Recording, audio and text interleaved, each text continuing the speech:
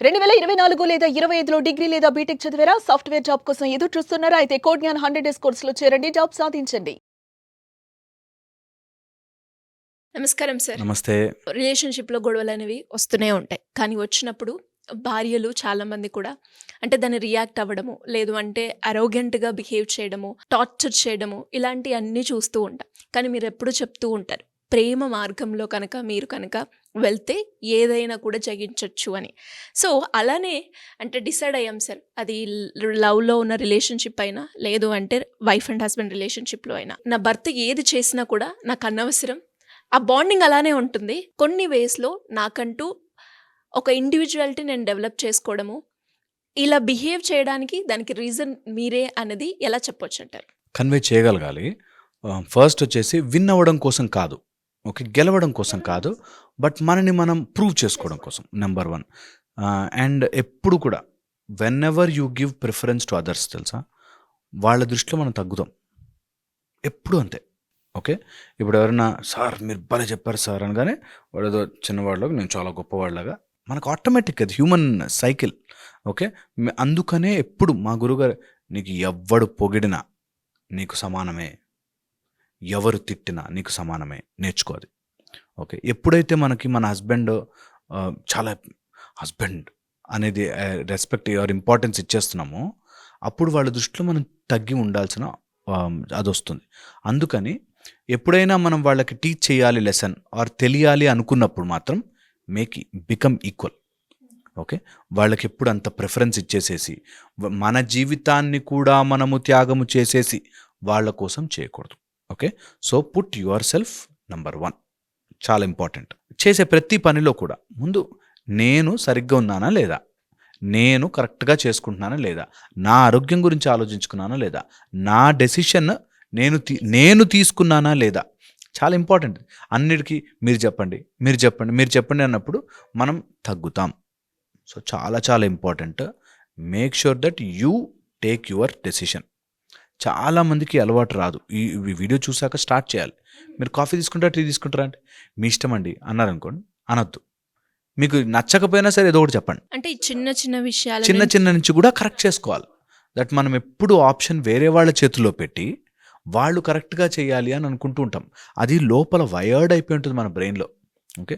అందుకని take a decision. Stand on to it. Okay. So, చాలా important. Third వచ్చేసి తెలియాలి. దట్ నాకు బాధేసింది. నువ్వు తప్పు చేశావు ఆర్ నువ్వు మిస్టేక్ చేశావు ఆర్ నా ఇంక వాల్యూ ఇవ్వట్లేదు అంటే నీకు తెలియాలది. Become very calm and composed. ఒక టైప్ ఆఫ్ మన లోపల ఒక ఋషిలాగా ఒక స్టెబిలిటీ రావాలి. అన్నిటికీ మనం చెప్పేసుకొని అయ్యో నేను ఇట్లా అయింది, నాకింత అయింది ఏడుపు ఇవి రాకూడదు. Become com. కామ్‌కున్న పవరే అలాంటిది. సృష్టి ఆగిపోయి వింటుంది. వెన్ యు ఆర్ సైలెంట్ సృష్టి వింటుంది. ఆఫ్టర్ ఆల్ ఇంట్లో మనుషులంతా ఖచ్చితంగా వింటారు.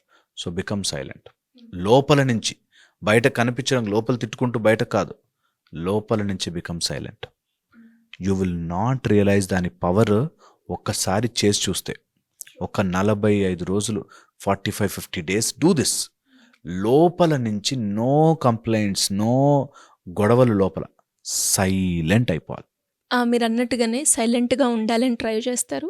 4 డేస్ ఉంటారు. ఒక 1 వీక్ ఉంటారు. అంతే. మళ్ళీ అలా కాకుండా కాన్స్టెంట్‌గా ఒక సైలెన్స్‌ని ఎలా మెయింటైన్ చేయొచ్చు? ఈ సైలెన్స్ మెయింటైన్ చేయాలంటే ఫస్ట్ సైలెంట్‌గా ఉండకపోవడానికి గల కారణం ఏంటి తెలుసా? నేను రైట్ అని ప్రూవ్ చేసుకోవాలి. వాళ్ళు గుర్తించాలి అని ప్రూవ్ చేసుకోవాలి. మైండ్ గుచ్చుతుంటుంది. ఓకే. సో, అందుకే ఫస్ట్ అన్నట్టు మనం గెలవడం ఇంపార్టెంట్ కాదిక్కడ. దట్ నా కంట్రోల్ లేకుండా నా మైండ్ ఇష్టం వచ్చినట్టుగా బిహేవ్ చేస్తుంది. దీని వెనకాల there is a lot of spiritual progress. ఇలాంటి సిచ్యువేషన్ వచ్చినప్పుడు గనక కంట్రోల్ చేసుకుంటే యూ విల్ రియలైజ్ లైఫ్‌లో 99% మన కంట్రోల్‌లో లేకుండా ఎన్నో పనులు చేస్తాం మనం. తర్వాత బాధపడతాం. యాక్చువల్‌గా ఇప్పుడు ఏదైనా వీడియో చూస్తున్నాం. ఒక వీడియో చూద్దామని స్టార్ట్ చేసి హాఫ్ అన్ అవర్, 40 మినిట్స్ అలా ఏ వీడియో మీద క్లిక్ చేస్తుంటామో తెలియకుండా వెళ్ళిపోతుంది. ఆ వీడియో మీద ఎందుకు క్లిక్ చేశామో ఆర్ లేకపోతే ఆ పని ఎందుకు చేశామో ఒక సగం పని అయిపోయాక అసలు నేను ఇది ఎందుకు చేస్తున్నాను మన సబ్‌కాన్షియస్‌గా అలా వెళ్ళిపోతుంటుంది బండి. 99% మనకు తెలియకుండా బిహేవ్ చేస్తాం. అది వైఫ్ అండ్ హస్బెండ్ మధ్యలో ఎమోషనల్ గొడవ కావచ్చు, మాటలు కావచ్చు, లోపల కంటిన్యూస్ టాకింగ్ కావచ్చు. ఇదంతా మనకి తెలియకుండానే ఒక ఆటో పైలట్ మోడ్లో నడుస్తూ ఉంటుంది. ఎప్పుడైతే ఇట్లాంటి గొడవ కానీ ఏదైనా వచ్చినప్పుడు సైలెంట్ అవుతామో ఫస్ట్ దట్ ఆటో పైలట్కి ఇదేంటి నేను చెప్పినట్టు చేయట్లేదే అని అవుతుంది. నీ లోపల ఉండే ఒక మైండ్ నీతో మాట్లాడుతుంది అని తెలుస్తుంది. అన్ని రోజులు యువర్ థింకింగ్, ఆ మైండ్ నేను. ఎప్పుడైతే ఆ సైలెన్స్ వస్తుందో మైండ్ నాకేదో చెప్తోంది, చెప్తుంటే చేస్తున్నాను అనే డిఫరెన్స్ వస్తుంది. చాలా చాలా ఇంట్రికేట్ అండ్ బ్యూటిఫుల్ థింగ్. గుర్తుపెట్టుకోవాలి, నేను ఆలోచిస్తున్నాను కంటే ఏదో చెప్తోంది నేను వింటున్నాను అనే ఒక స్పృహ వస్తే చాలా ట్రాన్స్ఫర్మేషన్ వస్తుంది. ఇప్పుడు ఇప్పుడు చూడు, అటు వెళ్ళాడా, కోప్పడు, గొడవపడు, చెప్పు, అడుగు, అలా బిహేవ్ చేస్తారా, సామాన్య సరే ఏం చెప్పిందనుకో, no no no, you are listening, not talking. నీ మైండ్లో నువ్వు మాట్లాడుతున్నా అనుకుంటున్నావు, కానీ ఏదో నీకు చెప్తోంది అనే డిఫరెన్సియేషన్ వస్తే సైలెన్స్ వస్తుంది. వింటామప్పుడు. అప్పుడు ఇన్ని రోజులు నా మైండ్ నేను చెప్తున్నాను అనుకుంటున్నావు కదా, కాదు, నీ మైండ్ నీతో చెప్తోంది అని తెలుసుకుంటాం. అందుకని సైలెన్స్ రావడం చాలా ఇంపార్టెంట్. సైలెన్స్ మనం సపరేట్ వీడియో చేద్దాం. సైలెన్స్ని గనక మనం అర్థం చేసుకోగలిగితే డెఫినెట్గా అసలు బ్యూటీ, అసలు ఎంటైర్ లైఫ్ ఏమవసరం, నేను ఇక్కడ కూర్చుంటా అనిపిస్తుంది. మీకు కూడా సైలెన్స్ మీద ఎపిసోడ్ కావాలి అంటే ఖచ్చితంగా టైప్ చేయండి. దాంతోటే మనం వీడియో అనేది చేద్దాం సార్, తప్పకుండా ఆ రెస్పాన్స్ని బట్టి. తప్పకుండా. ప్లస్ సైలెన్స్తో పాటు వెన్ యూ నో దట్ మీరు పనిష్ చేయాలనో లేకపోతే ఎవరైనా అనాలనేసరికి మన లోపల ఈగో పొడుస్తుంటుంది. నువ్వు చెప్పు, ఇది చెప్పు, ఇప్పుడు దొరికాడు చెప్పు, ఇప్పుడు దొరికాడు. సో అందుకని గెలవడం కోసం కాదు, యు ఆర్ హర్ట్ ఆర్ నువ్వు తప్పు జరిగింది, ఆ బాధ చెప్పడం వరకే, ఆ బాధని కన్వే చేయడం వరకే, అండ్ లోపల నుంచి ఒక మెచ్యూరిటీ రావడం కోసం. ఓకే, దీని తర్వాత వచ్చేసి ఎప్పుడైనా సరే అట్లాంటి ఇష్యూ ఉన్నప్పుడు మనకి తెలియకుండానే మనం వాళ్ళ లైఫ్లోకి వెళ్ళిపోతాం. So come back in to your life. నీ లైఫ్లోకి రావడం చాలా చాలా ముఖ్యం.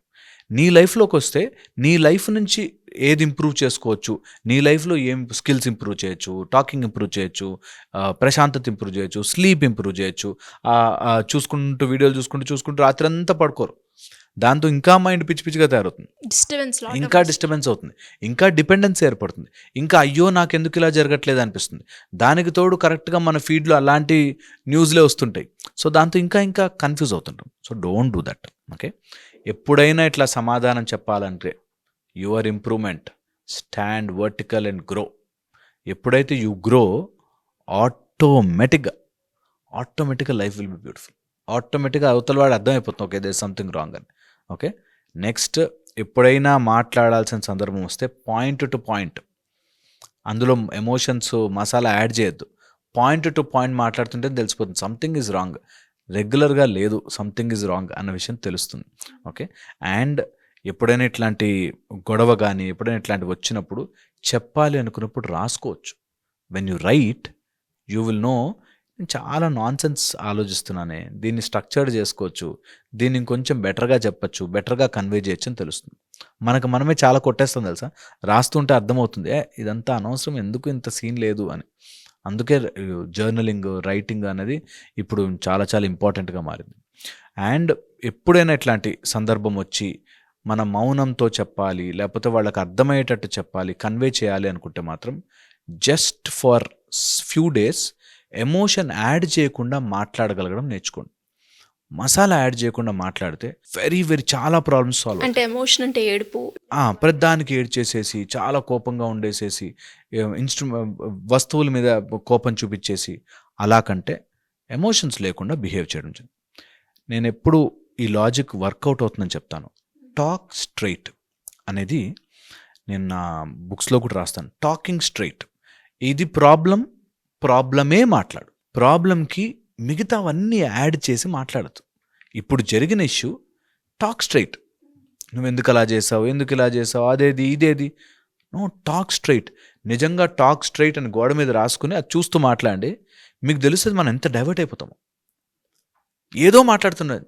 మనకి సృష్టిలో చెప్పారు, మా గురువు గారు చెప్పేవారు. మీరు అన్నారు సార్ టాక్ స్ట్రైట్ అని. అంటే ఇప్పుడు నాకు ఈ పని చేయడం వల్ల నాకు హర్ట్ అయింది అని డైరెక్ట్గా అంతేనా సార్ కమ్యూనికేట్ చేయాల్సింది? మనం చెప్పేటప్పుడు కూడా నాకు ఇది నచ్చలేదు, నీ బిహేవియర్ కరెక్షన్ కాదు, నాకు నా పర్సనల్గా ఇలా చేయడం వల్ల బాధపడ్డాను ఈ స్ట్రైట్. ఆ రోజు ఏం చేసావు తెలుసా, ఆ రోజు నువ్వు చేసినప్పుడు ఎలా అయింది తెలుసా, నేనెంత అవన్నీ సెకండరీ, నాకు ఇది నచ్చలేదు straight, just straight, this I felt very bad, దీనికి ఇది పాయింట్స్ నాకు అనిపించింది, సో దట్ ఈస్ అది నాకు నచ్చట్లేదు, సింపుల్ స్ట్రైట్. వాళ్ళు ఏదో తీసుకొస్తారు మళ్ళీ దానికి. మా గురువు గారు ఎప్పుడు చెప్పేవారు, there is no dialogue in this world, it is only monologue అనేవారు. అంటే వాడు ఏదో చెప్తున్నా కూడా నా మైండ్లో ఆన్సర్ రెడీ అయిపోతుంటుంది. వీఆర్ నాట్ లిసనింగ్ యాక్చువల్లీ, మైండ్లో ఆన్సర్ ఇంకోటి ఇలా కవర్ చేయాలి.